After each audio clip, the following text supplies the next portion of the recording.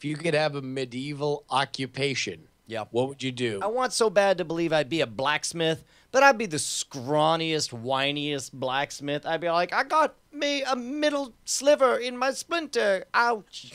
Wait a minute, you'd have an accent? If we go back in time, you'd develop an accent? Where did you come from? I was just banging me iron. I was maybe jerking off into the fire. It does a sizzle sound, you know. You know what job I'd have? What's that? Prostitution.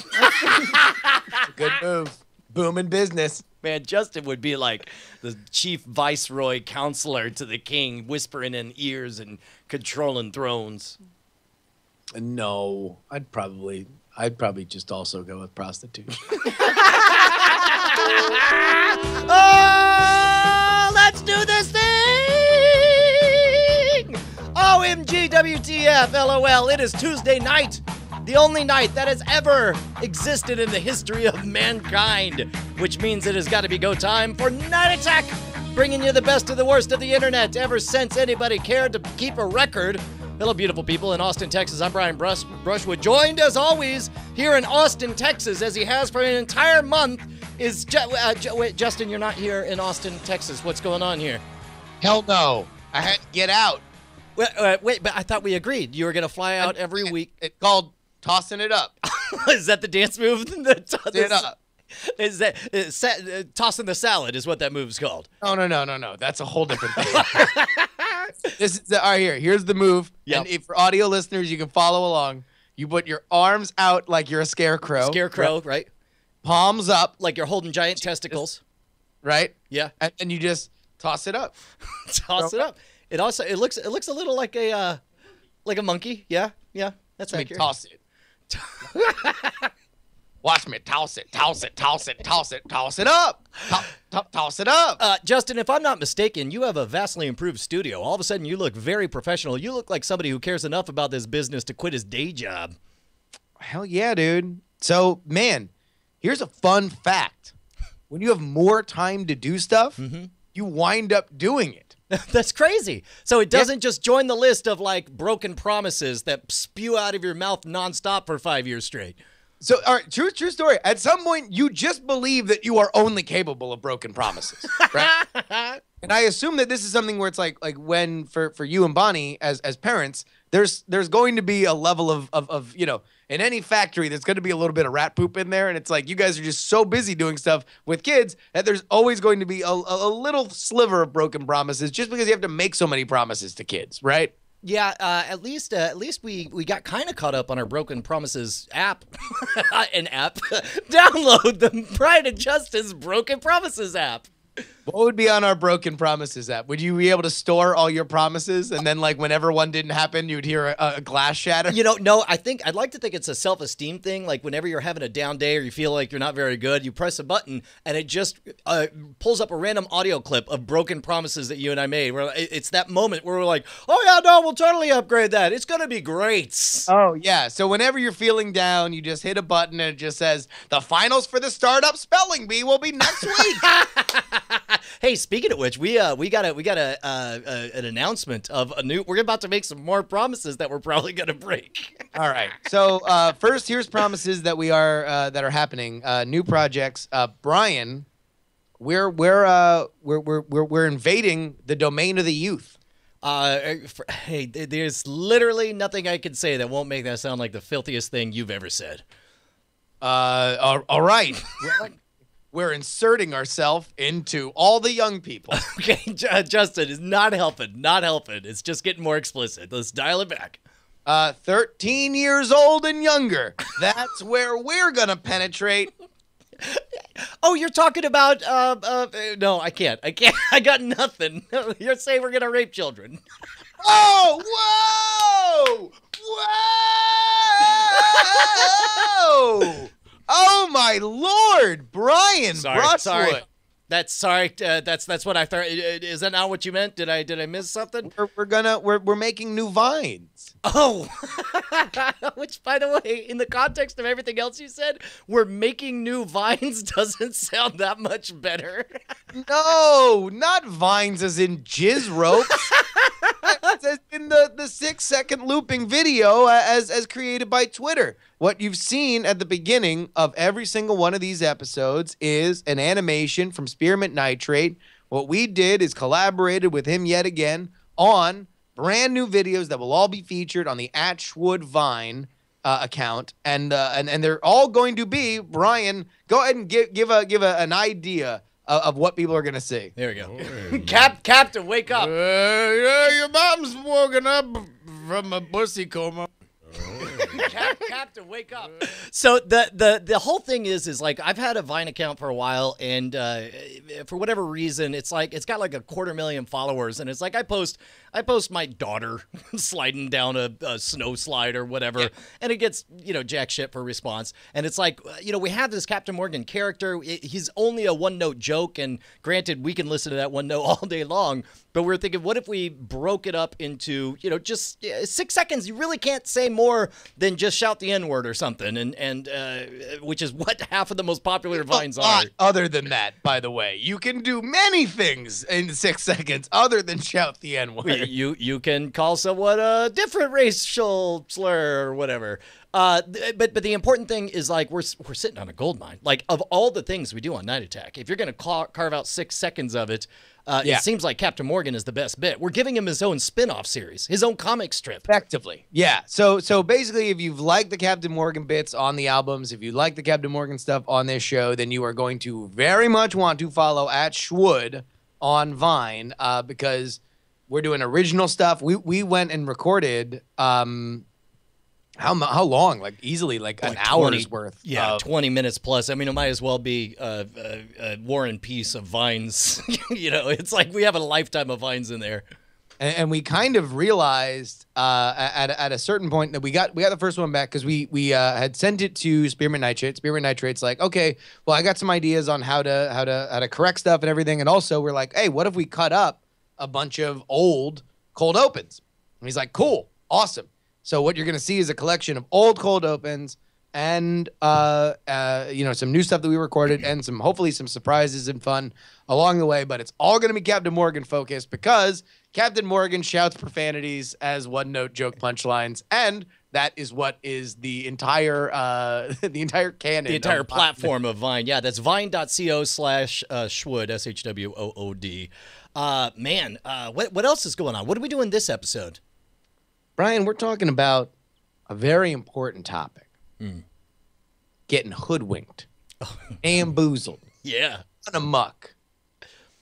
We getting Malcolm X. Flim-flammed. Brian, what do you know about our... Jack shit. No, okay, so the whole subject for today's episode, and by the way, we're going to open up phones here shortly and ask you guys to call in, so be racking your brains if you have any stories about this. But I needed to finalize the some travel expenses for like old taxes for 2012, and I went back and I saw that my first day on the road of 2012 is spent on New Year's Day in Orlando, Florida. And all of a sudden I realized I don't think we've ever told the real story on the air of what happened on that New Year's Eve of 2011 when we had that party in Orlando. Have we, Bryce? Does this sound familiar to you? I think you very briefly talked about it, and it didn't sound hot. It didn't sound... well, I mean, there's actually a pretty epic story, and we've held off on it. So... for those of you who are not aware, what happened in 2011 is I think you had just done Halloween Horror Nights. I had done it the previous year. Okay, so I did Halloween Horror Nights in 2010 in Orlando, Florida. And I guess that's really where it starts. This is us doing the Menace and Malice show, doing 4 to 6 shows a night. And it was great. OMG Chad was out there. We moved the whole family. We lived out in Orlando. And there was a guy. We need a name for the guy. What's the... I want to call him Genki McSnickers, but that's the name of my Fallout character. I'd like to use his real name. I actually don't know it. I mean, actually... oh, shit. Shall we? I mean, I would like to use the power of Chat Realm to find him because, spoiler alert, he owes us money. Yes, indeed. Yeah, man. I guess we need a name for him. Ganky McSnickers. Let's use Ganky McSnickers. No, but I'm gonna think about him all the time. I'm playing my beautiful, sexy housewife character, Genki McSnickers in Fallout. I don't want to sully. I don't want to sully. Sexy housewife name? What? What do you call me when I'm not around? Oh my god. You're Stanky McSnicker. Oh. Yeah, no, you're a stanky McKit Kat. I prefer Kit Kat. That's fair. Bonnie McBar's bar.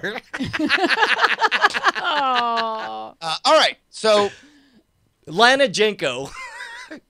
let's listen. We're already going with Ganky McSnickers. Okay, fine.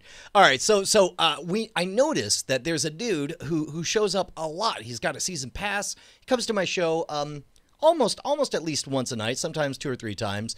And he just seems like a really big fan, and we run into those. And he They're especially for Halloween Horror Nights. Yeah, there are hardcore show up every night they can fans. Like those do exist. That's not a made up thing. It's not a weird thing really, even because there's enough of them that their presence is felt.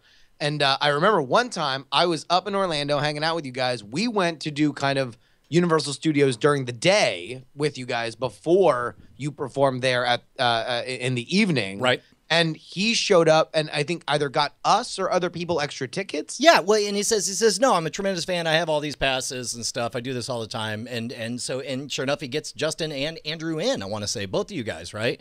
And then Yeah, if it wasn't us, it was other people, but definitely, yeah. So we wind up getting in, and it's a fun time. We hang out with him. He's got kids there. Like there is a tremendous amount of solid dude and not a shady C word. Right, and so and it keeps on going. You know, he drops emails over the years and sends out, you know, gives heads up on stuff. He's clearly a very big NSFW fan in more than one sense of the word.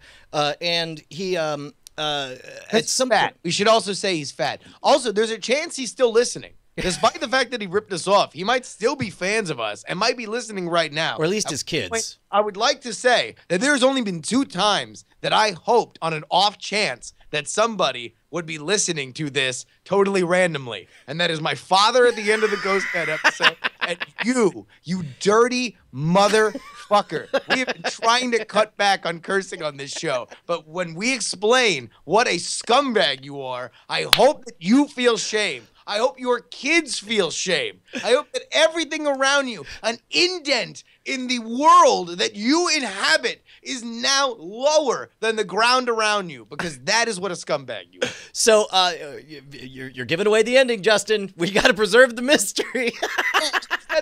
This is like when you see the final scene of a movie and then you flash back to like, oh my God, what could have happened to bring upon such a crazy situation? Right, so this is the opening scene. This is the opening scene where somebody's a big fan of the stage show, big fan of NSFW, and I get emails saying like, hey, it's my kid's birthday. It would really mean the world if you would just record a 10-second message. It'd be the biggest thing in the world. And I send it. He's like, oh my God, yeah, I'm the dad of the century. You're the best. It's been tough since the divorce and all this stuff.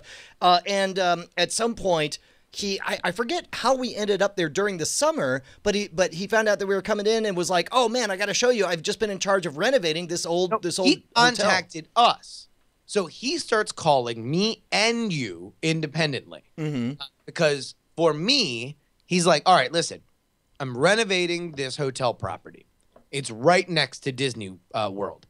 It is something that was very much in disrepair. They just want somebody to, A, kind of bring it back up to the level that it should be. To get it and functioning. Just program things. It doesn't necessarily have to be successful. They just want things that make it seem busy, because that's what happens in Orlando. Is there's so much competition that you just need a space that seems occupied. So for me, he's like, hey, listen, I know you're a sports fan. I'm a sports fan. Why don't you come in and we're gonna get NFL Sunday Ticket. Why don't you just host our NFL Sunday Ticket watch stuff? So just make it a big active sports bar. You're the host. We do raffles, that kind of stuff. He is like a very and Brian, you correct me if I'm wrong. He sounds like a very on top of it kind of entrepreneur. Well, and keep in mind, it's not just that he sounds that way. It's he also delivers. He says things like, I'm in charge of all this stuff. We're handling the renovation. We have a limo on call at all times because sometimes we have high rollers. And I'll just have the limo come over and pick you up. And sure enough, within 20 minutes, a giant stretch limo shows up and a dude takes us to wherever. And over this year, he takes us on a tour of and it's a rundown hotel and it looks like it needs renovation, and he's explaining what he's going to dig up and what he's going to replace it with and how this is going to change. And there is a night he says, that's right. It was when I had the run of shows down at the casino in Coconut Creek that he was like, oh yeah, we'll take the limo on down. During Halloween, so Right. You're in Coconut Creek, where we are located, and we're like, hey, why don't we all drive up and go to Orlando, 3-hour drive, and because this dude is like, oh, we'll get a limo, we'll go to Halloween Horror Nights, it'll be a super great time. That gives you an opportunity, Brian, to reconnect with the people that have booked you at Halloween Horror Nights. It is a super fun time. And it delivers on all cylinders, right? Because we show up, and I know I'm good for tickets because I worked last year. It was not a problem to make a call and get in. But then he also gets tickets for other people. He takes us in a limo. We go, and it was probably the best single Halloween theme park experience of my entire life, because imagine the best of its breed Halloween ride. Also, you're showing up in a limo. Also, everybody there saw you just last year, so everybody knows you, and they're cutting you to the front of the lines and stuff, and everybody's really happy to see you again. Probably one of the all-time best, right? Super fun. It is an absolute blast. I think. Yes, no, Ashley. I was with Ashley at the time. So Ashley, I think, was there. I think we went up together for Halloween Horror Nights. It was just so much fun. A great time. And so it's at this point that he starts getting in our ear about how big of a destination for New Year's Eve Orlando is. Well, and he talks about in general, because he took us on a tour of the place. He was like, this entire room, we're going to make it into a theater. You can program whatever you want in there, and we could do that. And I was like, well, I don't know how big a draw I have in this area. If it was a smaller theater, I think maybe Justin and I could build up a following or stuff. I don't know that we'd be a major destination event, but it's we're thrilled. And in my mind, I'm thinking, this is somebody in a position of power who happens to be a fan and has a disproportionate view of our draw from the rest of the populace, which we get a lot of those, and some of them are Time Jumper and gives us and becomes an amazing Patreon. And it's like, we love that you love us. We don't love ourselves. We love that you love us.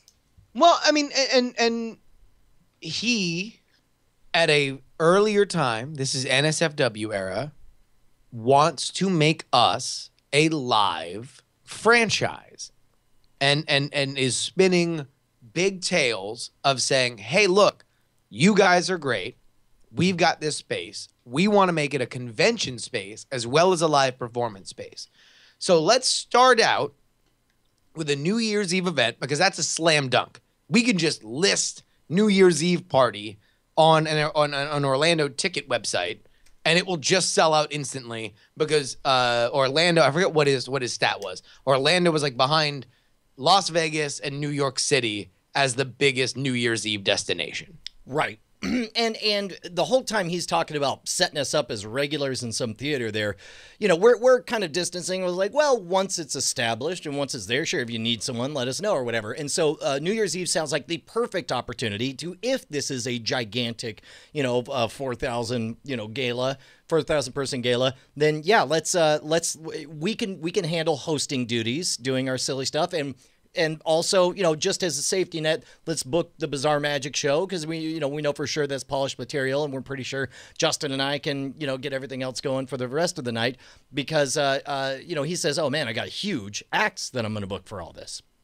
So he is selling us on, okay, here's all we need you guys to do. I believe in you guys as just being MCs, just being somebody that can move things along. Brian will be a part of a star-studded bill that will include, but not limited to, is it Mission Control, the dance The dance troupe. That's at the time there is that dubstep, body waving, popping, locking video that was like a bazillion views overnight. Here we go. DJ Scratchy. Oh, geez. Remote control. Remote control. That's what it was. That's it. DJ Scratchy, remote control, and us. And so Brian performing, we will be the MCs throughout all of it. And Scratchy, by the way, and Mitsula can probably vouch for this, is like a fairly well-known DJ. Like, as DJs go, he will be somebody that, like, if you're randomly in Las Vegas, you will randomly see here at whatever one-word club is hot right now. Like, here at Breathe, it's DJ Scratchy. Yeah, and with good reason, because he's as a matter of fact, hold on, Justin, you want to take a that's the name of his label, is Scam Artist. That's foreshadowing. Wait a minute. So he lists this, and we from Austin and South Florida, respectively, keep getting wildly successful reports on how well these tickets are selling. Oh yeah, right? Well, we hear that the tickets are selling well in advance. He sends us photos of our name on the marquee, on the LED marquee out in front. Yep. And keep in mind, it is not outrageous. This is not an extraordinary gig. I mean, it's a bigger gig because he booked both the stage show, which I charge my full corporate rate, which is, normally it's a number that makes a lot of people flinch. But he was like, yeah, that's not a problem. And again, the dude's obviously got investor money. He's got a bunch of foreigners throwing cash his way. And then, Justin, are you frozen? Because either that. Oh, there. I mean, how would I know if I was frozen? I don't know, but it was really weird because you had half droopy, stoned out eyes, and you were grabbing your ear like Carol Burnett at the end of each episode, and I was very confused for a second. But so nothing about this. I tend to be a handshake guy. Justin tends to be a handshake guy. We did send a contract, and the dude sent it, and it was even like notarized or some shit, which maybe should have been a clue. It's like, this guy's too professional. He knows how to do things correctly. Who notarizes that? I don't know. I may be making that up. No, there's zero reason. He also books Andrew for another gig before this, like 2 weeks before. Do you want to talk about that gig that Andrew did? It was for a group of Zoroastrians. Yes. Now, you might be saying, I haven't heard the term Zoroastrian since my world history class. Social studies. But apparently they're still around, and they got a private party as entertained by Andrew Main. In many ways, the Zoroastrians never left. So here's the deal.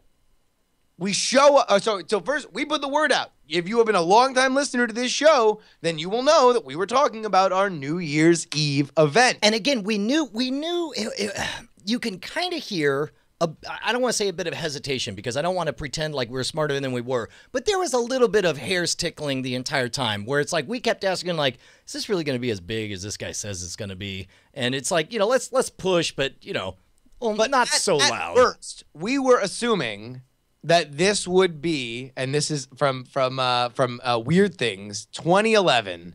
This is us, the New Year's Eve 2012 at Bash at the Drop Zone. Brian Brushwood and Justin R. Young, DJ Scratchy with remote control. And there it is, the NSFW logo right there at the bottom, as if we were part of this entire thing. Like, I mean, it is about, oh my God. And this is also probably something that I'm like legally liable for. Please pay attention to the door prizes. Win a 2012 Kia Soul. Oh, yeah. That comes back. Yeah. Complimentary champagne toast. And again, we're thinking at worst, this will be a less well-attended event than we would hope, right? We think it's going to be an embarrassment, right? At worst case scenario, it'll be embarrassing that either we don't draw enough that makes him happy, or that the general attendance will be so low that we'll be depressed to go along with it, right? I mean, that's I think where our expectations were. Sure, and we show up and we walk in and again, we came in the night before, right? Because we wanted enough time to set everything up. This was a big enough gig that we wanted to do. Also, this is effectively the erstwhile beginning for what I think, and Brian, you can calibrate your own internal estimates, but this is kind of, it's like, hey, this NSFW show thing is going pretty well. We obviously work really, really well together. What about the idea of us kind of performing live? Doing live shows, right? And I think we'd had the early success at Dragon Con. We knew how to put on a show and get everybody pumped, get the dogs pumped, as the kids say. So this was like, all right, in our hearts, we're like, hey, you want to know what? Maybe this goes well, maybe this goes bad. At the very least, we get reps for live performances together. Correct. And so we show up, and they put us up in the same hotel, not significantly nicer than we saw it 2 or 3 years ago. It had it belonged in a Stephen King novel. It was just hollow and dusty, and if something from Remember when James Bond got brought to that abandoned island in Skyfall? Like, that was basically what it was. The abandoned, just give me the scene where James Bond is trying to escape from the abandoned town, right? That's basically what it looked like. Now, we showed up there months ago, Halloween, and he was like, I'm going to fix all this up. I'm doing this. I'm pulling that out. I'm putting this in, yada, yada, yada. And we're like, oh, rad, man. You're going to be able to do a lot in a couple months. Show up. Nothing has been done. Yeah, although he did cut out a planter that was filled with dead stuff, and now there's just like a cement hole in the ground with "do not cross" tape all around it. And so we so we go to the room, and everything about the rooms was just off. It was like the Bizarre Sideways universe, where the towels were too thin and there was a musty odor. It's, to be honest, what it felt like was when you go to a smaller, more rural college to perform, and they say, well, there's not a hotel within 50 miles of this of this place, so we're gonna put you up in the student guest house or whatever, and you get there and everything's just like, ugh. We show up to the main venue, and it is an empty hangar. It is just completely empty. Nothing has been done. Nothing has been set up. And they're like, this will all be done by tomorrow. 24 hours. It'll all be done by tomorrow. And it's at that point that Brian and I both look at each other, and it's like, we haven't realized at this point that we've been on Splash Mountain. We believe that we are just going through a tour of Briar Rabbit and a Song of the South, right? And then all of a sudden, we just look at each other and we realize, oh, shit. We're actually going to go over the falls, aren't we? Well, and this is when we start making contingency plans. We start trying to figure out, like, okay, he's like, but I asked about, the ticket sales. He says they've gone great. They said they've pre-sold 500 tickets already. And I was like, okay, whatever. And so then we get a tour. Everyone's like, how did you guys not see the signs? How did you guys get scammed? What's the scam? Literally, like to pull in the massive draw that is Brian and Justin from the Twit Network. And plus, also, keep in mind, in my 15 years of touring, I have dealt in way sketchier venues that did deliver, and that had way more people, and that paid even better. I mean, honestly, for real, in the chat room, for all the Steve skeptics, go ahead and let me know what you think he was going to get out of it from our point of view. Literally, what possible gain? Well, could and he by get? the way, this is the game. What the game that you are asking now is the question we asked all the next day as we got closer and closer to go time, because we're all like, well, we need to set stuff up. Hey, I sent you that writer, and it's like, yeah, we got all this production equipment coming. We're gonna set stuff up. We've got the tickets are pre-sold. I was like, well, I need 3 hours before doors in order to set up the Bizarre Magic show, and then on top of that, Justin and I we're gonna feel out the room. We're gonna figure out what bits to do. Right? What's that? Wasn't Chad there? Yeah, I think Chad or John. It might have been John. No, it was John. It was John. Yeah. It was at the point where John was on the road a lot, and it was John. It was John. Okay, so, Oh, and yeah. I want to make sure I have the order right on all of this because we start in the afternoon as we see. So here's what we realized. That's right. Justin was like, "Have you seen the increasingly poor decisions of Todd Margaret?" and that is what this guy looks to us. It looks like he's full of bluff and bluster, and we know he's out of his depth, and we know he's not doing well. So at this point, we just think it's a bad gig. We think that this is somebody who's making a lot of noise and is going to have a bad event, and that's fine. I've worked bad events before, and there's some part of me that's kind of glad that the first stage gig with me and Justin is going to be a bad event because that's what we deserve because we're bad people. It's not, well, yes. And yes. Finally, our original sin is revisited upon us, and we will be dealt our harsh punishment. So we keep checking in at the main venue. Nothing's happening. Literally, no tables are being set up. The stage isn't there yet. And we're like, so when is stuff going to be set up? Like, when are things happening? This when are is the when- other acts arriving? This is when we get the Todd Marker, right? And again, all we're thinking is bad show, and again, we've dealt with bad shows, of course. And he's saying the tickets are pre-sold, the AV is on the way. They just called. They're stuck in traffic. We got people coming, and we know we've got people coming because we have friends of the show who have bought the VIP passes that have come in. Now let's get to the one part that makes this Oh Jesus! the insult to end all insults. Yeah. So keep in mind he is wheeling in truckloads of vodka, high-end vodka and stuff, and they're building the wet bar and stuff, and it's like, look, I don't know why you have this much stuff. It's clear you haven't sold that many tickets, and if they are sold, what's up? And at some point, Jesus, I'm going to say it. He says to Brian, "Hey, listen, man," or rather, because he's fucking obese. And then subtitled, it's translated below him. Hey, we're getting all this alcohol delivery. Turns out the owner's a dick. He didn't give me enough petty cash to buy all the alcohol. This is all getting sold. In fact, we're probably going to have to shut down early based on the crowd ratio of how much they're going to want to drink. I just need $500. No, he doesn't ask for anything, and this is the mark of a competent scam artist. He just explains his problem, and at this point, knowing that our contract is the full corporate rate and then some, I'm just like, yeah, whatever. Here, I got this magic trick that has a bunch of hundreds in it. Just take it, give me it back whenever. And it's I'm so not worried about it. And by the way, put this up on YouTube as Brian Brushwood explains Hundy 500.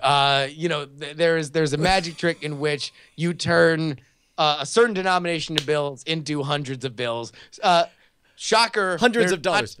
You don't magically do it. You actually have a bunch of bills, and it's a clever way in disguising it, and then a bunch of $100 bills show up. Correct.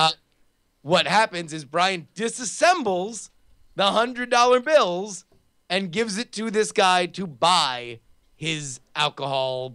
Yeah, to stock the bar properly, right? Stock the bar. And again.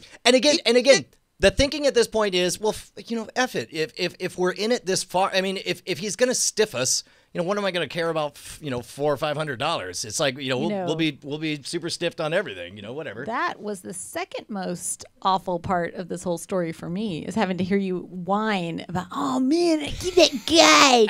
And I have to make my prop again. I wasn't even mad about the money. I was mad about the half hour it was going to take to build the prop a second Build another time. Hundy 500. Go buy it. Whatever. Fuck. Okay, so you disassemble this, and it's at this point that we, knowing that we're at the crest of Niagara Falls, start asking each other, so what's the worst gig you ever had? What's the worst? What's the worst thing that's ever happened to you? And you start telling me about a show where you literally got fruit thrown at you. Yes, definitely happened. And again, it's like to be honest, I'm still gonna say the fruit throwing show was worse than this one, even if it was more lucrative. So so at this point, we are barreling towards the point of no return to set up the show. My friends are showing up. Like, I have friends that I've known since high school that I'm like, hey, drive up to Orlando and show up to my gig, and we'll all spend New Year's Eve together. It'll be a fun time. My brother's there. My friends from high school that I've known forever are there. Tensor Guy and his lovely wife fly in from Central America to be with us. It's the first time that we meet, so we find ourselves in this awkward position where it's like it's like our faces, our names, or whatever. There's a few people showing up, and finally we get some AV. And so it's a scramble. Now, keep in mind, the quality and confidence that I have in the stage show is directly proportional to how long I have to set everything up. You know, if you throw me 5 minutes to maybe get everything set, there's a reason that my recurring nightmare is one thing. It's a story of me improperly having time to set the show up. And so halfway through the show, I realize crap isn't set and I'm totally screwed. That is my recurring real life nightmare. And I lived it. Because I believe you're doing AV after they open doors. Yes. Like they've opened doors, and it's only because nobody is showing up that it resembles an empty place where you can actually go like check, and you're like clicking through your little like voice distorter. Yeah, with Mr. Happy Pants devil voice comes on and stuff. And you're doing like test. If you've never actually been before a Brian show, there is like this like very reliably and very, very normal but very funny if you were just looking at it in an abstract thing where Brian is just running through his show, all the funny bits and moments and AV that make it a very, very special fun show, but he's doing only the punchlines, only the AV changes for about 5 minutes. It's just like 1, 2, 3, and I'm out. Okay, 1, 2, 3. Can we get it lower? Can we get it lower or higher? Higher? Can we take out the bottom? Can you take the bottom? Suck my back. No. Oh, more treble, actually. It's so. But meanwhile, people are there. Paying customers are there in the room. Yeah, the wet bar is open, and there are some tables set up, but it is in a fucking cavern. If you remember from the Wrath of Khan, where Genesis 2, the giant cave that they're in, imagine that, but dead and desolate and totally alone. That is a black cave, is what we were in. It's at this point that DJ Scratchy shows up. Oh, that's right. And we befriend DJ Scratchy very quickly. DJ Scratchy is a very nice guy. Very talented. Who periodically just texts me, like randomly. Again, a top-notch DJ who plays internationally. Just texts me randomly and says, "Did you ever find out what happened to that guy?" By the way, if you look at the Yelp review of this joint, there's one comment. And wait, Taps from Scratch is still unpaid $300 in rentals fee for their New Year's Eve. This is the AV club, the AV guys. 2 bad checks and 30 days later. So he has a girlfriend that let's just describe as high maintenance. Is very. Oh my God, no, she looks like a high-end Brazilian model, like just the gorgeous, toppest. Yeah, having zero of it. Like, if we are all gamely trying to put on like, we're all in the back of the kitchen saying, like, I don't know, it's not that hot. She takes one step in. She's like, this is bullshit. I'm leaving. And goes. So now he has to deal with his gorgeous model girlfriend, who, by the way, I think either both of them or just her flew back from Colombia where they were going to, like, in Bogota, party and have like the greatest night of their lives. They flew in just for this gig. Yeah, so at this point, I don't know, we're chatting with him and DJ Scratchy, and again, this is, you get this. You get people who always want better accommodations than the venue's able to afford, and they're just kind of like, hey man, did you notice that the water is hard water and not soft water? What kind of dump is this? And it's like, fine, look, it's like, meanwhile, Justin and I have the attitude, it's like, look, they're paying you, shut the hell up and do your best, right?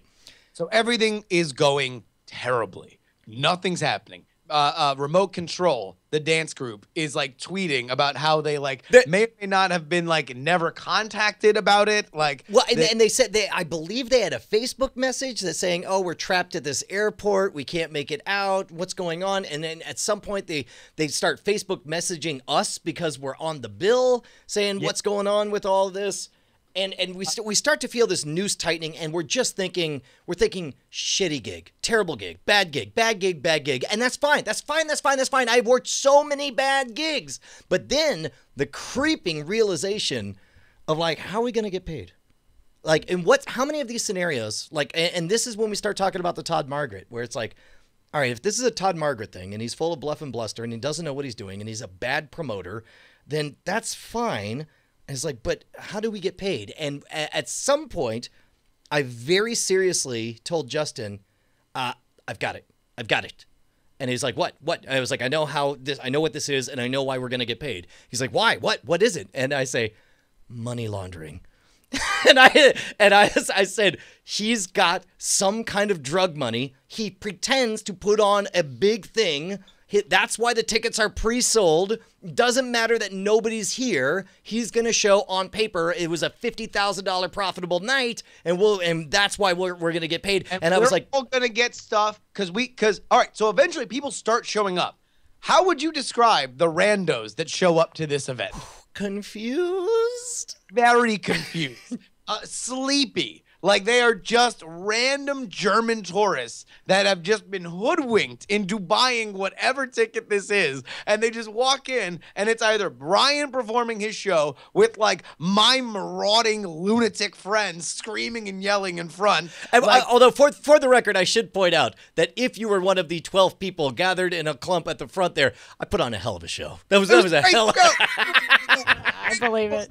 We're doing like God knows what we even did. We literally just like BS'd and just like made up jokes like on the spot as if we were Abbott and Costello. And then we're like, so at some point after the kind of dust is settled a bit, DJ Scratchy is like, literally my girlfriend is mega hot and she has just left to go to the hotel room because this is bad. That is better than whatever this being seen in this cave at this time. I gotta do the gig if I want to get paid. I'm gonna get up and do the gig. So it's at that point that Brian and I are like, all right, we're convinced this is money laundering. We are gonna get paid out of cash because that's how money laundering works. We're just gonna get dirty drug money, and that's fine. We'll just keep it and we'll spend it carefully and very.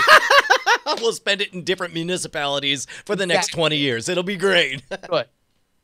So DJ Scratchy starts playing. And the way that you get paid, if this is a money laundering drug event, which for South Florida or Florida in general, not outside of the question. That's the other reason, man. Not gonna lie. I was like, dude, if I was gonna launder money, this is how I would do it: is put on a big fake event that nobody actually came to. We're hanging around to the end of the event because if we're gonna get paid, because there are people there and they are hitting up the bar, there's a big line for the bar. It's gonna be out of the bar kitty, right? And then at this point, it's late in the evening. There's a bit of disturbance. I'm not sure what's going on. And I catch Fatty Arbuckle and I ask him, I'm like, hey man, how's everything going? And he goes, and his one move is like, oh, can you believe it? These guys, somebody just stole $3,000 from the cash till from the bar. $3,000. I got the cops over here, and I'm like, hey man, this is somebody else's issue. Smash cut to, we're talking to people. We're doing our best to connect with the fans who have shown up with the event, and we want to give them one-on-one time. By the way, who still watches. Cattle Humper was there. Oh, that's right.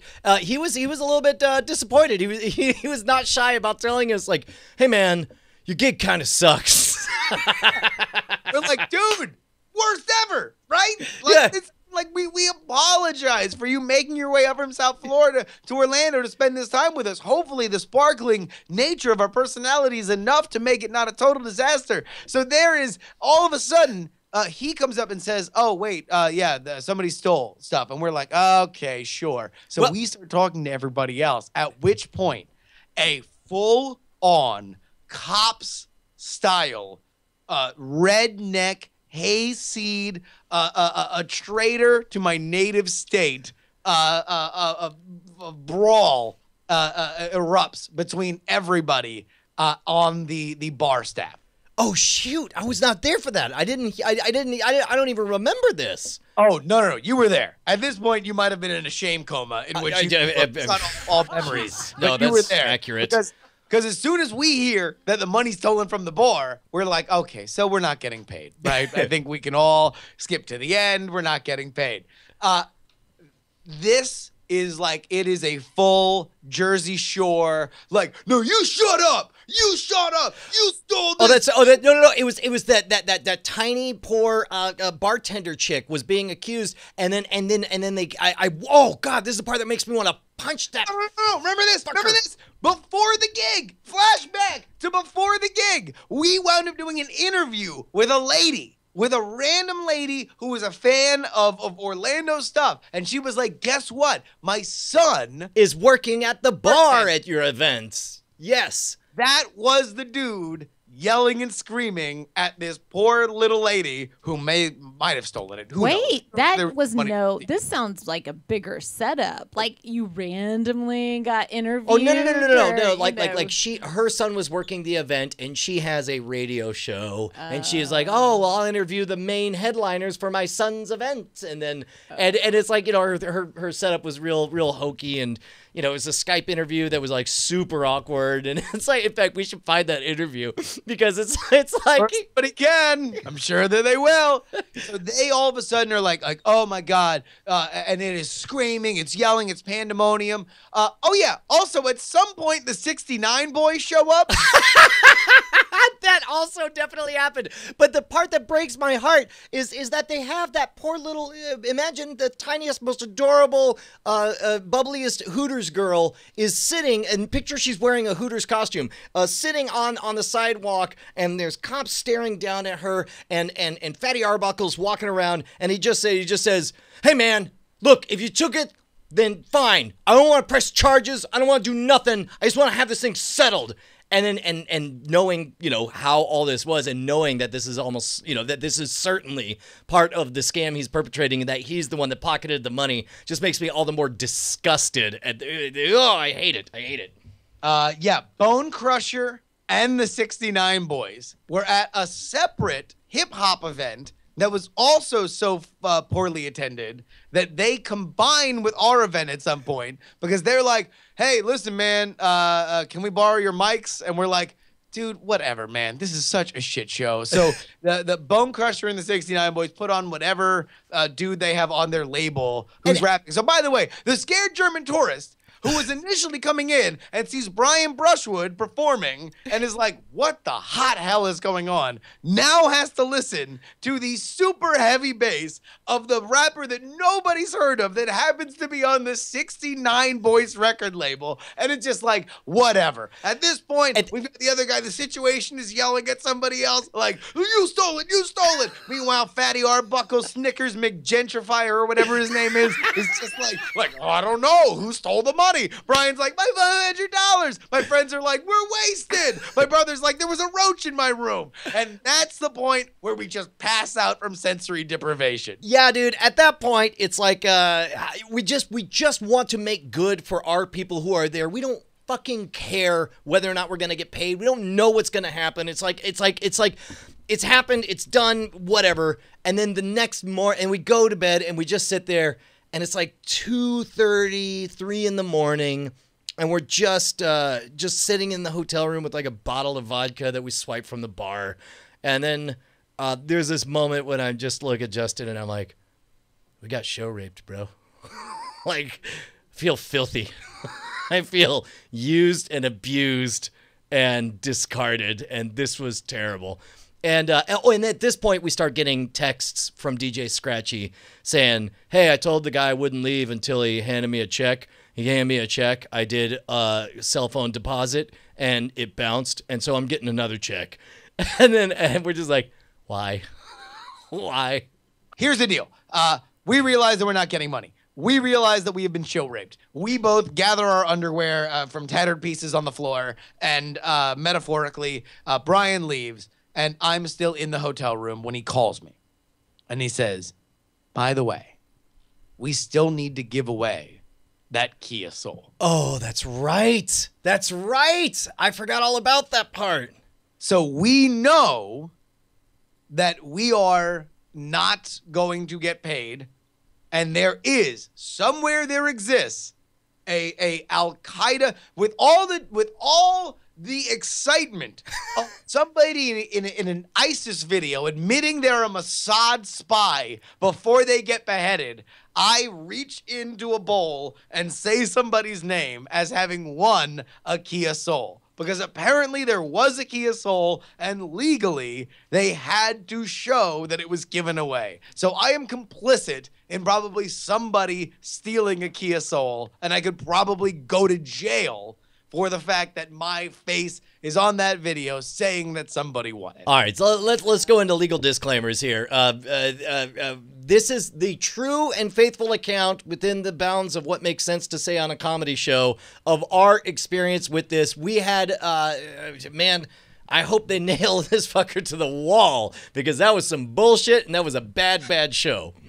Nuke Jello points out ISIS wouldn't do a con that bad. No, ISIS would probably actually at least sell the venue. Here's Congratulations to you, ISIS, for being. Oh my God, that's it. Oh That's me my performing. God, That's the crowd. That's the giant New Year's That's gala. somebody itching their butt in the front. Oh, I love it. Oh, my man. God. That's one of those German dudes. Hey, this wasn't even the worst part. They had a balloon. What was the worst part? The worst part was the nasty disease you brought back. You were so sick for like weeks. Thank after- goodness. Woo! I got close there for a second. No, like Got Justin super got sick. I was super sick. The next day, thank God, two of Ashley's friends, who are fantastic, they came to Orlando for it, and they're like, you want to know what? That was such a crap gig. Let's all go to Disney World tomorrow. And so we did. And I was like fighting sickness. I was at Epcot just getting faced because I was so depressed about everything. And I remember, this is like the only positive memory of that entire 48-hour period, is I was so sick, trying to self-medicate, chugging liquor, while sitting in one of the hot tubs of the hotel next to the one that we were at, which was actually very, In very the nice. shadow of your own marquee, sitting in a hot tub, trying to stay Sitting alive. in a hot tub, listening in my earbuds, the Battle of Blackwater audiobook portion of whatever the Game of Thrones book where the Battle of Blackwater happened. That's amazing, dude. And that was the only positive thing that happened. I then was in a coma for like 3 days. And that was the worst thing that we had ever done as a group, and was probably the reason why we have not done live gigs outside of conferences Ever since, I'll tell you what though. I don't know about you, Justin. until I feel like this was a cathartic moment. I feel like we've let it all go. I feel like show the picture. Jeez, this is can we not? Oh, sorry. It's okay. It's some busty ladies. Okay. Is that from the night? That was from the night. No. So Cattle Humper is right now posting in the chat room All of his photos. Wow. Yeah. that were all taken that night. No, these were the sights and sounds of that evening. Listen, patreon.com/night attack. Yeah, man. If you want to help us recoup our losses, then why don't you join the ostensibly 1,773 patrons keeping us loud, live, and independent? Although, if you click refresh, I bet something magic happens. What just happened? 1676. Oh, $300 less. Well, it was a good run. Apparently, the story was that bad, Justin.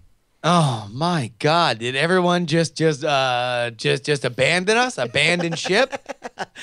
No, as you pointed out, and by the way, I did not get that email for any of the 3 accounts on Patreon, but but apparently Patreon is restructuring their numbers so that they're more accurate and they reflect what closer to what the artists are actually getting paid. Not, because you could pledge $1 bajillion and then set your monthly cap to 5 and it would reflect So that. basically, they have created a new algorithm in which it more accurately, instead of it reflecting everything pledged, it is reflecting everything made by the creator. So we're going to rejigger our goals. Here's one thing that definitely will happen because we had such a good time doing the show 4 weeks in a row. Yeah.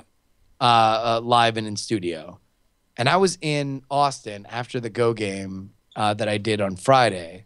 And I was hanging out with Ash Snowshoe. And we found this like super rad little venue.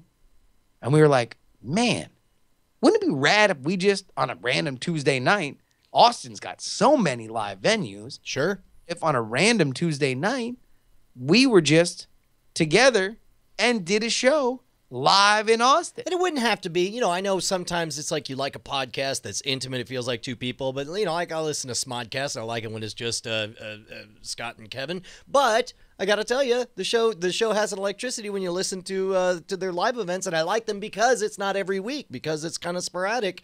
And wouldn't it be fun if we did that, like once a month? Either I went up to Oakland or Justin came down to Austin, and we did live events. I think you want to call it. You want to say the words out loud? We'll pledge.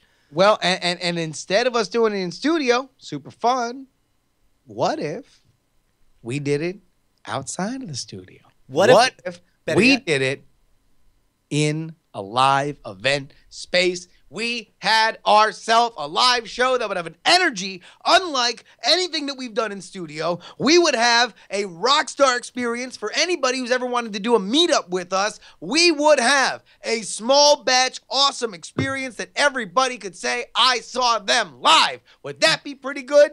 As Robert _ says, we're Ubering a puppy. Yes, we want to borrow a puppy. Hear it again. We want to call it, here's the best part. We can give away a 2012 Kia Soul. DJ Scratchy will open for us.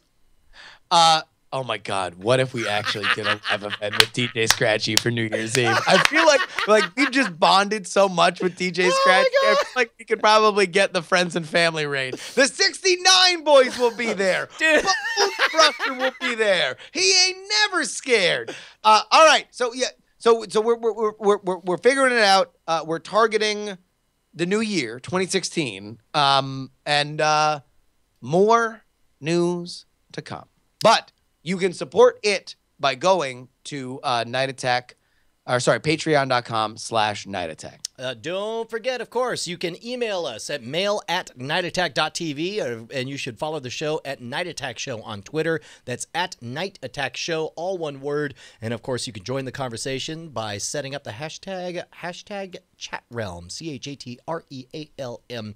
Man, I feel like we need a palate cleanser, Justin. I feel like we need a musical jamboree to get us kind of back in place. I feel like we should play the latest jam from our buddy Stephen Cogswell. All right, well, hold on, wait. Before that, let's try this. I mean, I know that's great, but let's go ahead and take a look at maybe here's another music thing that will maybe refresh where we're going based on the harrowing mystery tale that we just told. Oh, by the way,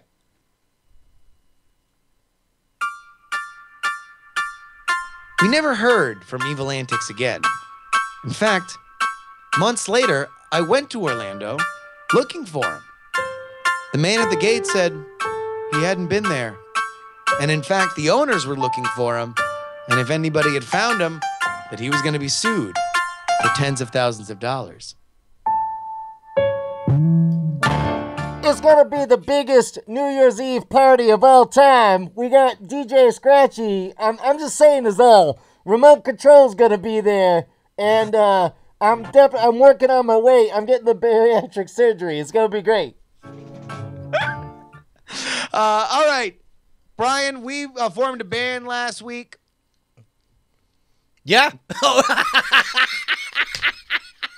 Sorry, I didn't realize that was a toss. Yeah, man, we formed a band last week with the amazing Mike TV, who's doing a ton of live streaming these days. You should definitely check him out. He's over at Twitch Creative. He and Katie are performing every time we turn on the computer. But in the meantime, as often happens, we were a little bit sloppy in our first debut performance, but the fine producers over at Crap Shoots Box of Devils, Okay. which is, of course... Let's just say this. Stephen Cogswell is a genius. There is never a time that either on Jury or on Night Attack that we do anything musical or many things that aren't musical that turns into amazing music. Let's go ahead and hear from him right now. Ladies and gentlemen, Stephen Cogswell produced It Is juicy fruit.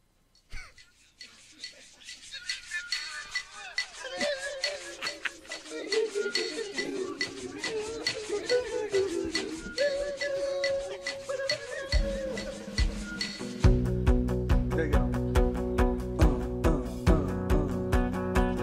Get your skis shined up, grab a stick of juicy fruit. The taste is gonna move ya.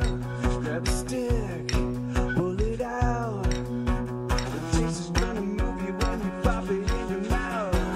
Juicy fruit is gonna move ya. The juice is soft, it gets right to ya. Juicy fruit, the taste is gonna move ya. Juicy fruit. I don't know if you'll make me high, and I don't know if you'll make me out of my mind. Singing along, and this is not a rap, but I'm certain I'm allergic to that. Yeah. Go. Shined up, grab a stick of juicy fruit. The taste is gonna move ya. Grab a stick, pull it out. The taste is gonna move ya. I fucked it up. Get your skis shined up, grab a stick of juicy fruit. The taste is gonna move ya. Grab a stick, pull it out. The taste is gonna move you when you pop it in your mouth. It's gonna move ya. Grab a stick, gets right to ya. Juicy fruit, the taste is gonna move ya. Juicy fruit, motherfuckers, straight official. Some people think nobody should have juicy fruit. That's a hit. That's fucking a hit. Oh, goddamn! Oh, so good! Stephen Cogswell is a national treasure. Oh, that's so great. Man, that was a hit, guaranteed. Man,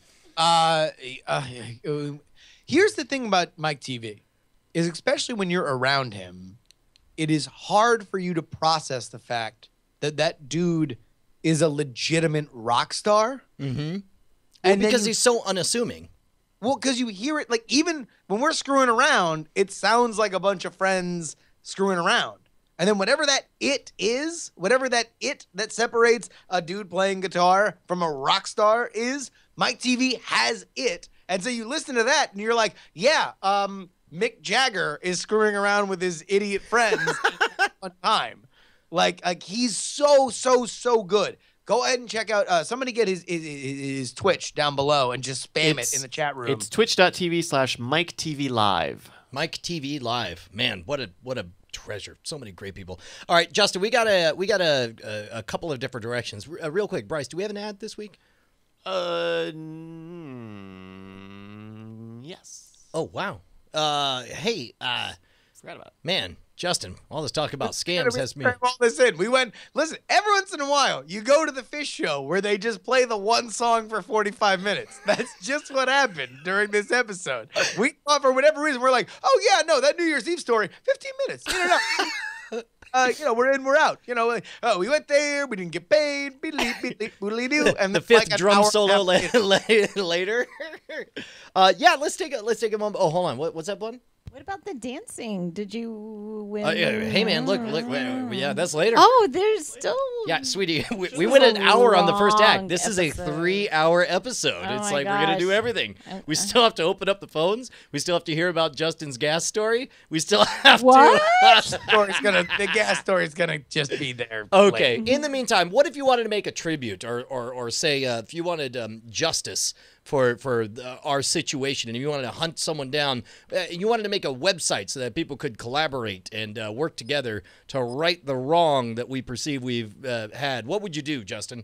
Well, I would go to a reliable, well-known mountain, and I would climb it, and I would yell from the top of the mountain, "Hey, whatever the thing I'm into, what's up now?" Listen, I'm not going to say it's a bad idea. I'm not here to judge, and there are no bad ideas in brainstorming. Let me just say, or you know what, better yet? Let's say yes and maybe make a website. How about that? You yell from the website, and I'll follow up with the. Or yell from the mountain, and I'll follow up with the website. Gotcha. I love ham. Okay, let me just break out the old web browser. Head on over to squarespace.com. That's where you can build fast, beautiful, and easy to make websites, regardless of how much HTML experience you have. Or if you're a coding wizard, you can use their CSS magic and go ahead and build it beautiful at squarespace.com. And I know someone out there is thinking, oh, I'm not made of money. It's going to cost $1 bazillion. That's not true. First of all, you can get a free 2-week trial just by going to squarespace.com. But then when you do subscribe, and you're gonna because it's the best thing ever, you will use promo code NAP, which you might think stands for Night Attack Podcast, but it means take a dirt nap, all you other websites. There's only one true website, and that is at squarespace.com. And let me type in... Get together a ham suit. hamsuitspacemountain.squarespace.com. Coming soon. Squarespace. Pockets in it. Square- In the pockets I keep celery. Squarespace. Build it beautiful. All right, one more thing. We're just going to jam all the other stuff in the end here. We're on a mission, and ladies and gentlemen, that mission is not easy. It is not moderate. It is mission ImStosselable.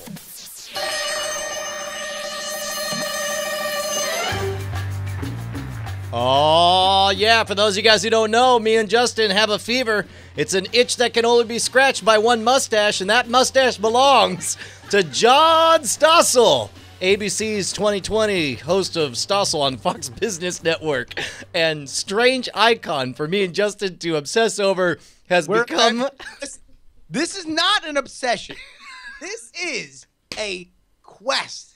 Not since the Crusades has there been people who are so dedicated to a cause. We want John Stossel on this show, and the only way we're going to do it is the only way we know how, by reenacting movie scenes, doing an impression of his voice. Yeah, dude, that's the way. It's sort of like Candyman. Instead of saying his name in a mirror, you have to do impressions of him acting out your favorite movie scenes. And if you do it just right, maybe somebody will put together a virtualization of what that scene might have looked like. We have a few seconds of that we can show, right, Bryce? Oh yeah. Here, let me just hit play on this thing. Oh yeah, you're not gonna play the copyrighted. Oh no. I actually mean the video that CJ made. Yes. Oh shit. Okay.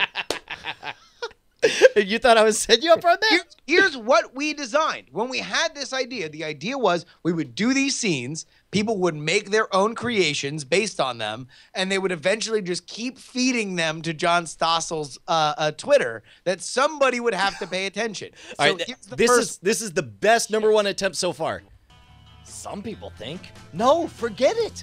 It's too risky. I'm through doing that shit. You always say that. The same thing. Every time. Never again. I'm through. It's too dangerous. I know what I always say. I'm always right, too. But you forget about it in a day or two. Yeah, well, the days of me forgetting are over, and the days of the government remembering me have just begun. All right, so there we go. That is Paul Stossel. So we're gonna do now. And by the way, first of all, that was CJ Land who sent that in, and it did a fantastic job. If I had a magic wish, I wish that it did the shot reverse shot, like the scene over the shoulder between the two different characters, of both of them being John Stossel. But man, that was wonderful. Want to know what? Here we go. I got a monologue here because Brian did. By the way, we're still waiting for last week's, which was Brian's brilliant monologue reading of the architect from The Matrix Reloaded. Right.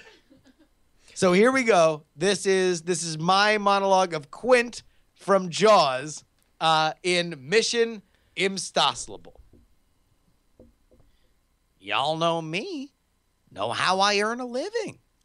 I'll catch this bird for you, but it ain't gonna be easy. It's a bad fish. It's not like I'm going down to the pond and chasing bluegills or tommycots.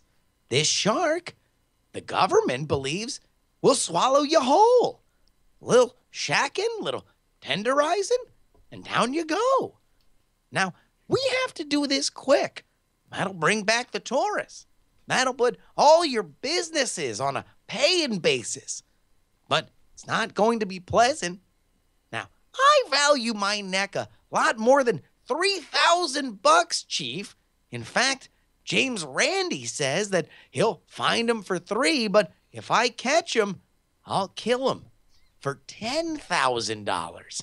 Now, you gotta make up your minds. Gonna stay alive and ante up, or you wanna play it cheap and be on welfare the whole winter? I don't want no volunteers. I don't want no mates. There's too many captains on this island. $10,000 for me by myself. For that, you'll get the head, the tail, and if Barack Obama has his way, the whole damn thing. Woo! John Stossel as Quint. Fantastic. Oh, man. Dude, I don't know. I think we would both crumble if John Stossel actually Skyped in. I think we would both lose. We wouldn't. We would all we would read Glengarry Glen Ross in its entirety. He would read it in his own voice, and we would do John Stossel. We would do. It would be like when Arnold Schwarzenegger shows up with Hans and Franz on Saturday Night Live. What if? All right, Brian, you got to do the Alec Baldwin.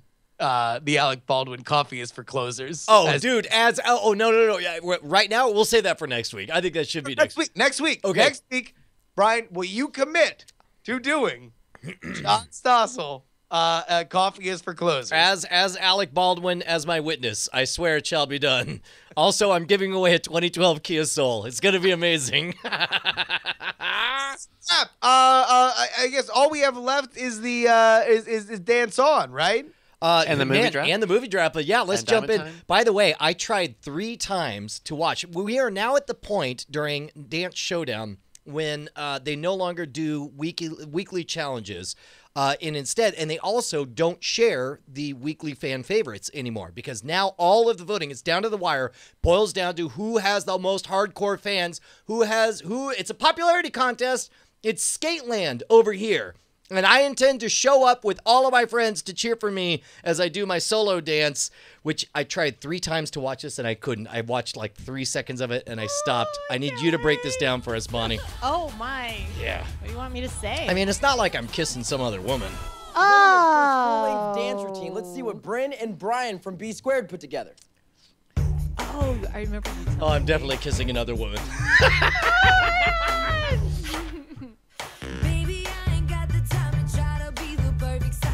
By the way, the challenge was to Pause it. I don't want you talking over this beauty.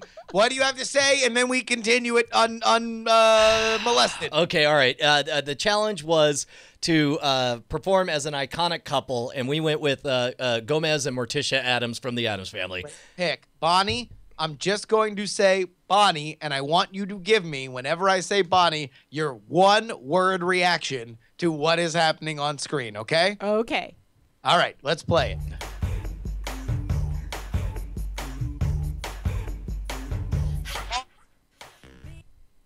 Bonnie? What?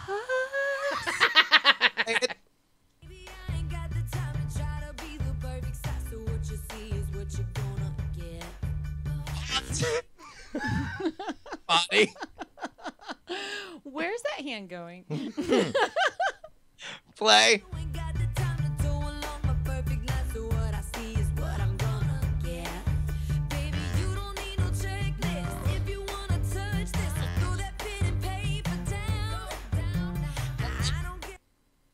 Bonnie?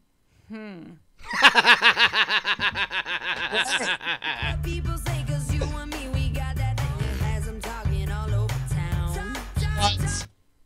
Bonnie? I can't. Let's get this over with. Make it go away. Just go.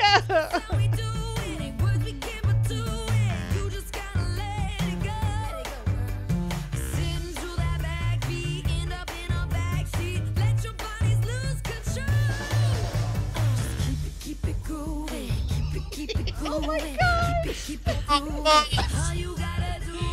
gonna look like an old man. You know why that is? It's because I'm an old man.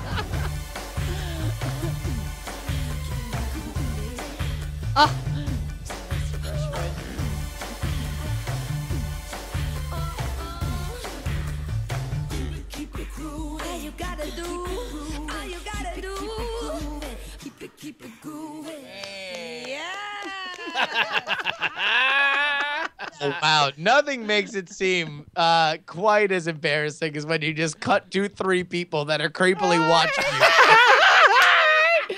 Oh, my favorite though is here. They're like, yes, kiss her more, please.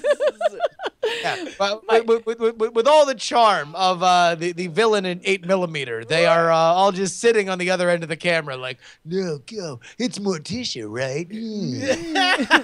My favorite is that Brian's expression finally relaxes when he knows he's like, I'm in the home stretch. Oh, you can I've see got- it. You can I see it. totally You can the see moment that when he's just like, I'm like, I'm four moves. almost I'm only done. 4 moves out, and I'm done. And I'm done. Let's go. Just go, Bryce. Let's go to right after the fire eating. No. Yeah, I had it's toward the end of the dance. What's the worst? Keep going. Oh no, sorry, wait. Yeah. I hate all Here of we- you, oh, and I wish okay. all of you ill. So right after, Just it's straight- this move right here. This like bizarre sidestep. There we go. Okay, Stop. here All we right, go. Stop. And we're done. I'm out. It's- You guys have a great time talking about it. It's too painful. No. Come back. He's literally walked out the door. He's going to go pee. Yeah. So let's just keep watching it then. Yeah. Oh my gosh. I mean, it's if you had Gomez Adams, because by the way, for the vast majority of this is very well done. Yeah. I mean, for I'm somebody surprised. that, I mean, again, the Gomez Adams role, you're supposed to be strong, masculine as if it has a T in it. Masculine. Yeah, I like it with the T. And just express your confidence. And he does a great job in doing this. There is just that one moment when he's supposed, for whatever reason, white people's hips do not go horizontally. I know. It's just like, yeah. It's just kind of a back and forth rather than it's supposed to be kind of side to side. And it I just is mean, like, it has I don't all know. of the horizontal movement of a cell phone vibrating. It is And doing it. You just can't see it with the naked eye. and it didn't help that his hands were kind of up and like really like a little too into it. But Oh, here we go. Good. Yeah, Oh, that there was you my go. mistake, Bryce. Is I tried. I Yeah. tried. There it is. Oh, no. Stop. Listen, this was a very, very, very, very, very good performance. You did an excellent job in accenting a professional dancer who brought, and I think by your own admission, about 97% of the sensuality into a very dance. Fair enough. No, This was great. This was very, very great. This was super fun. I bust balls on the hip thing because it is the only place where I can make fun in this comedy show. But it was a great performance. No, well, here's the problem: is I actually all I see is all the freaking obvious jokes you guys should be making fun of me, and it's overloading. And it's like if I me watching it now with the opportunity to rib me back there trying it like a chump. It's short circuits everything, and it's like suddenly I'm like I would rather do 10,000 more New Year's Eve 2012s than watch this. It's so difficult for me. Well, then everybody can watch it themselves when they go to dctv.link/vote Brian. That is where you will be able to vote for Brian. You got to watch it for a certain amount of time. Then you can vote as many times as you want as the entire episode plays out. They are no longer revealing who wins the fan favorites because this is when it matters the most. Oh, really? Well, yeah, that's what I said. I didn't understand that part. Oh, okay. Yeah, no, yeah. They're no. Everything is in lockdown, and I assume all of the votes go into one big giant pile, which means those who care the most make something happen. So if you guys have enjoyed, By the way, you think all these glue sniffing youngsters are going to keep focused on like voting when there's not any? We already broke their spirit by winning so many of the votes early Oh my on. gosh. It's a good Now point. we need to carry it home. No rest for the wicked. We are going to give Gomez Adams his proper respect by voting dctv.link/vote Brian. If there are 7 words you need to remember, it's vote, vote, vote, vote, vote, vote, vote. Yeah, man.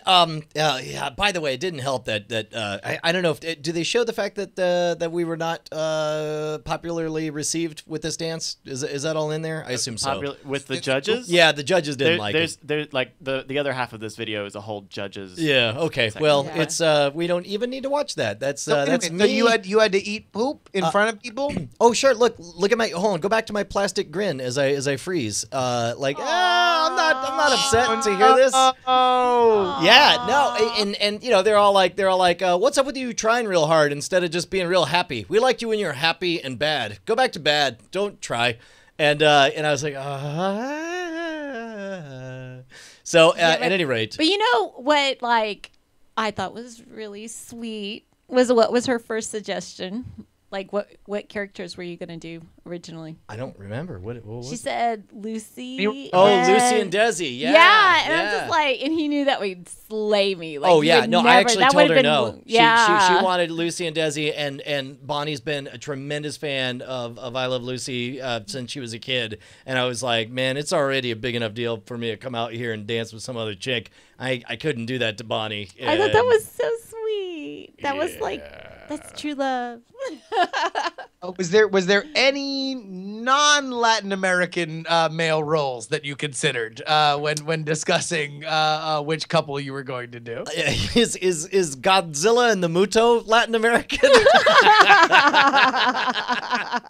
Oh my God! What an epic couple that would have been. This is Godzilla and Mothra. Is that the dance we do if you win? Or, you know, the final thing. Yes. If you we and win the I final can thing, do it. I promise that after we give away a 2012 Kia Soul, Bonnie and I will dance as Godzilla and the Muto.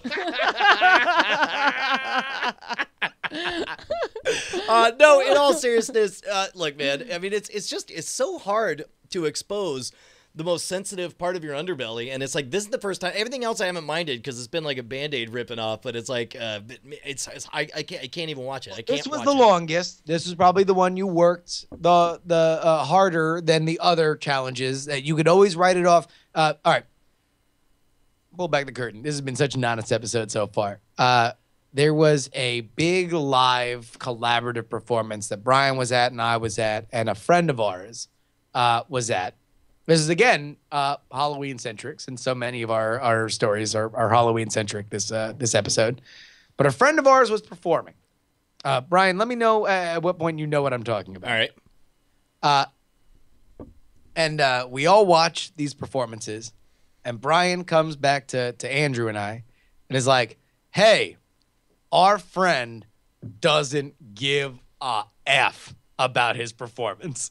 Because 90% of it was slathered in, yeah, I'm really busy, I don't care. Oh yes, I do remember. Yes, yes.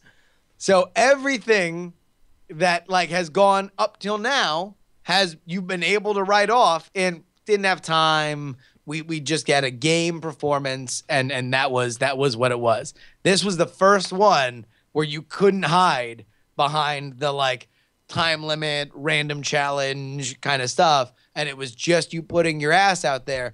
I think you did a great job. I think that it was fantastic. And I think that everybody watching this episode is going to agree with you and go to dctv.link/vote Brian and make sure that him and Bryn bring home this prize.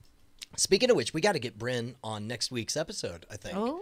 Well, I mean, if they weren't so scared, and kept doing voter prizes, then we would have Bryn on this episode because we would know that you guys had won like we have been plugging for the last week. But D-Trix and everybody else that puts on this show apparently got scared by the power.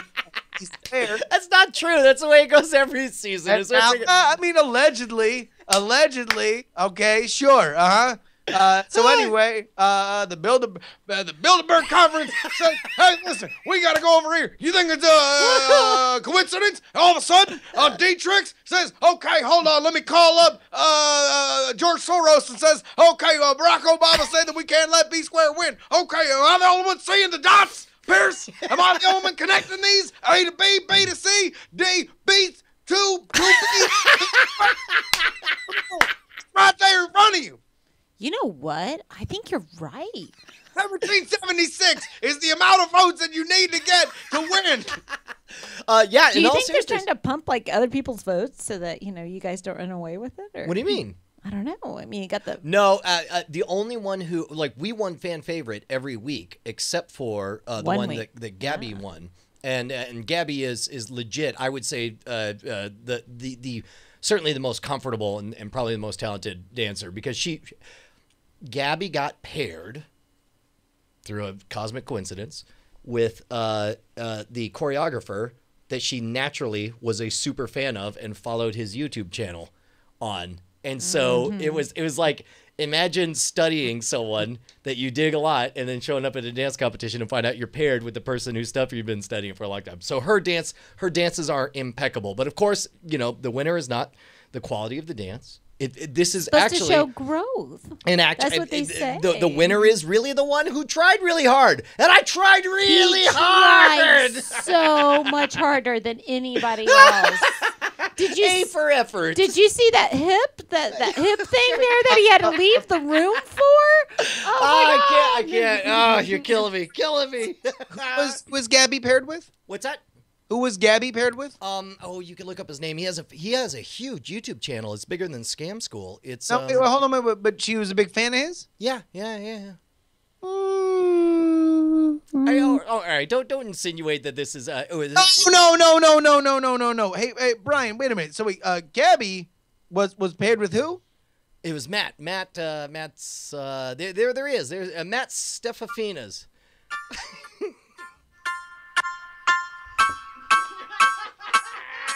Show his face.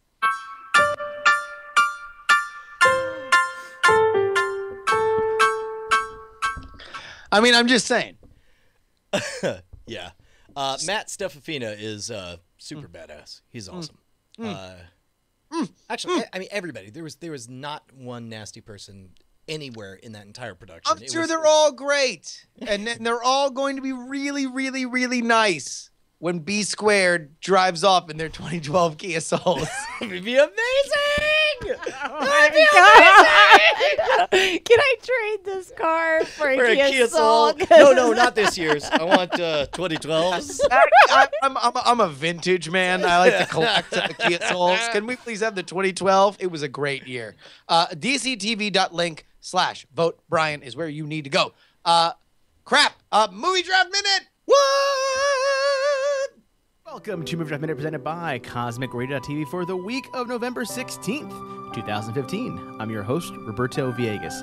5 more weeks until Star Wars comes out. You know what that means, right? 5 more weeks of saying still waiting for his first film. Chrissy Cates and Brian Brushwood are both tied for 5th place, still waiting for their first film. Justin Roimon's in 4th place with a 33, bringing in $5.7 million a week, bringing his total to $23.1 million. Brian Ibbott's in 3rd place with $129.7 million. Malongo AE is in 2nd place with $225.1 million. And in 1st place with a whopping $312.9 million. It's Tom Merritt. And that is your Minute for the week of November 16th, 2015. Dude, 2 things. Number 1, by 8:13 p.m. Eastern time? Is that when you'll win the draft? Dude, somebody wrote a really good letter to Cord Killers that we didn't have time to really go into, but he made a very compelling case that made me think I have no chance of winning the movie draft. He writes, let me see if I can jump to the meat of it. he said it was, here we go. Yeah, it was this guy right here. His name was Jeremy. He says, while the Star Wars pre-sales may have broken the internet, and it's sure to best The Hobbit for best December opening weekend of all time, with more than 85 million in the box office it drew, it's unlikely that Star Wars will beat Jurassic Park this year for Jurassic World. Jurassic World for Movie of the Year title, and it's even less likely that it'll best James Cameron's number 1 and number 2 positions in the domestic box office with Avatar and Titanic. He said there was a precipitous fall off in ticket sales with Attack of the Clones, and while there was some recovery with Revenge of the Sith, the franchise did not regain the numbers. And he goes on to point out that not only just full stop is it likely to not be the top grossing movie of all time, 75% of it would only get you, even if it did, would only, it says, with only 75% of a $620 million domestic gate, Star Wars will be worth about $465 million in domestic box office to the game. So I don't know. I think he made a really good point. Stop it. Honestly, like, it's embarrassing. It's embarrassing when you say stupid things like that make it seem like there's any other outcome other than you winning the draft. Because yes, if you chart, if episode 7 was indeed George Lucas writing, shooting, and editing all of this again by himself, then yes, you could track episode 7 like episode 1, 2, and 3. It is not that. And we know it's not that. And we know that if this movie is bad, it will probably be at least the number 3 a movie at the box office of all time, of domestic. And if it is good, it will outpace Avatar. The question is how fast it will go. And really, the issue is not how well Star Wars will do, but how poorly literally everything else has done. Yeah, no, that's the one thing that gives me faith, is not that 75% of Force Awakens won't be a tremendous blockbuster number. It's just that everyone else is eating dog shit as far as we can see. Well, and again, it's not even if Star Wars is good. Star Wars doesn't need, if Star Wars is good, it's the highest grossing movie of all time. It's done. It's over, right? If it's mediocre, it will be thought of as good because it'll be thought of as better than the prequels. If it's bad, it will just be the prequels plus inflation. Yeah, fair enough. And by the way, people are saying, like, why are you using prequels as a benchmark? Because The Phantom Menace is the single highest grossing Star Wars movie of all time. Full stop. No questions, right? Not by tickets sold. Tickets sold, Star Wars, New Hope has still, or one of the original trilogy still has more tickets sold. But, like, yes, in terms as far of money, as box office, yeah. Certainly a domestic box office. Hey man, we are like a huge triple plus size. We're like an Evil Antics sized episode right now of Night Attack. Do we want to? Sorry. Don't shake your head. He's abandoned that screen name. Like, literally, we can call him Evil Antics all the time. I like to think Fatty McGentrifier or whatever it is. I like that one. Regardless, too soon, people are saying. I didn't win that Kia Soul. Here's the important thing is, do we want to push Diamond Time to next week, or do we want to try to squeeze it in real quick? No, because, I mean, is there time-sensitive stuff there? Well, let's take a look. Let's just plow through it real quick. If you go to Diamond Time is our opportunity to shout out your projects. If you go to diamondclub.reddit.com, you'll notice that stickied at the top are Diamond Time opportunities. And the first most highest voted of those is from Blender MF, who says, like helping kids? Don't say no, you monster. Like video games? Well, then have I got something for you. Cosmic Radio TV is doing their annual 24 hours Extra Life live stream this Friday at 9 a.m. Central. Join Roberto Villegas and friends as they play games and raise money for the kids. Check out the Extra Life page for more details. That's bit.ly/CRTVEL2015 or bit.ly/YOLO420 for the kids. And watch the stream on Cosmic Radio TV YouTube gaming page, and that's bit.ly/YOLO420 stream for the kids. That is so good, man. I'm so excited that so many people are doing these extra live streams. Short Angel writes, "Hey Diamond Club, Canon here. A while ago, I told you about my sci-fi fantasy novel, Forgotten Relics. Well, I'm back with the third installment in the series, Captured Spark, and it could use your help in taking on the Amazon bestseller list. It's currently on a 99-cent pre-order, but I'd appreciate whatever you could support at bit.ly/YOLO420 sci-fi swag. Nice. Magnetic Couch pipes in with TLDR. I'm making a video game and posting weekly updates to ensure I stick with it. Hello, Diamond Club. I'm Mark, a 30-year-old software QA engineer, and I'm pursuing my lifetime dream of making video games. And you guys are going to help by supplying the most powerful force known to man, social guilt.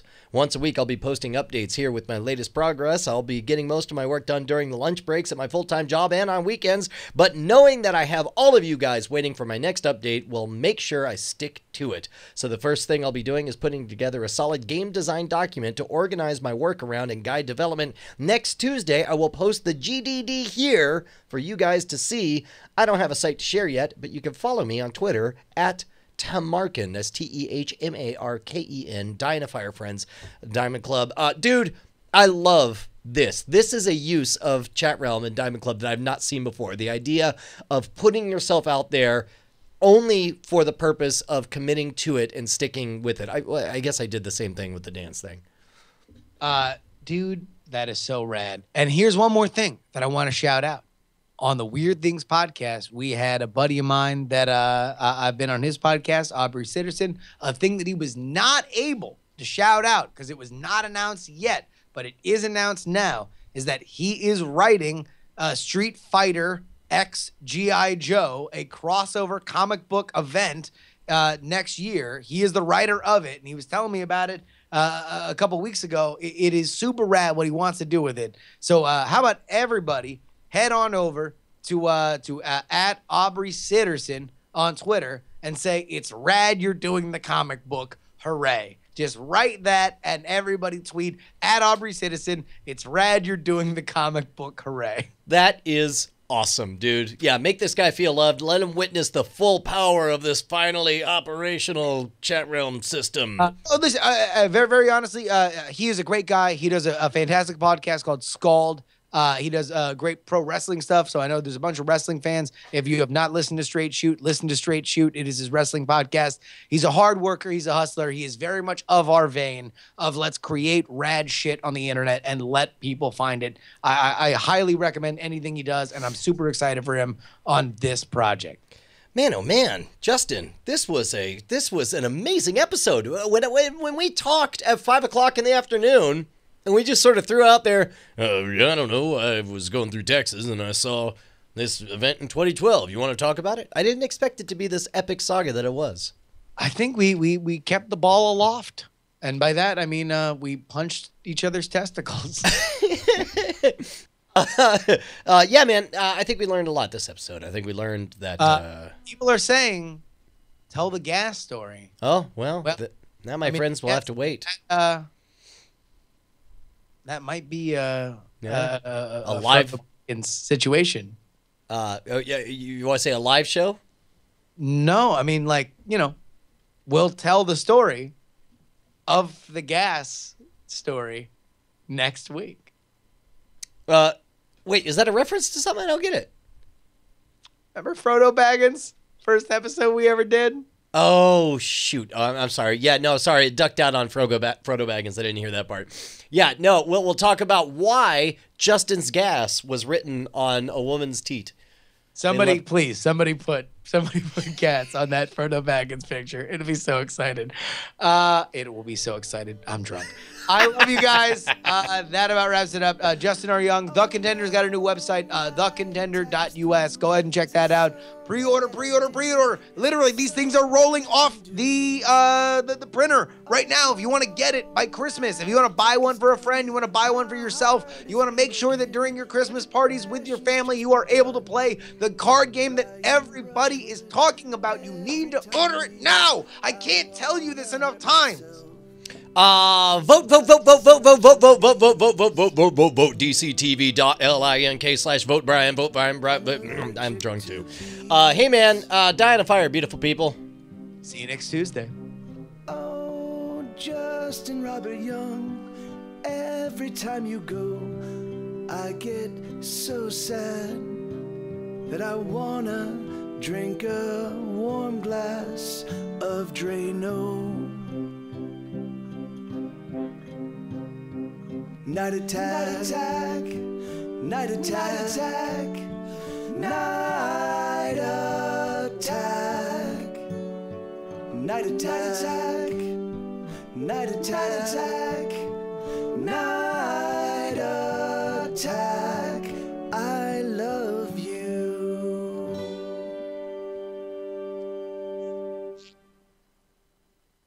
Diamond Club hopes you have enjoyed this program.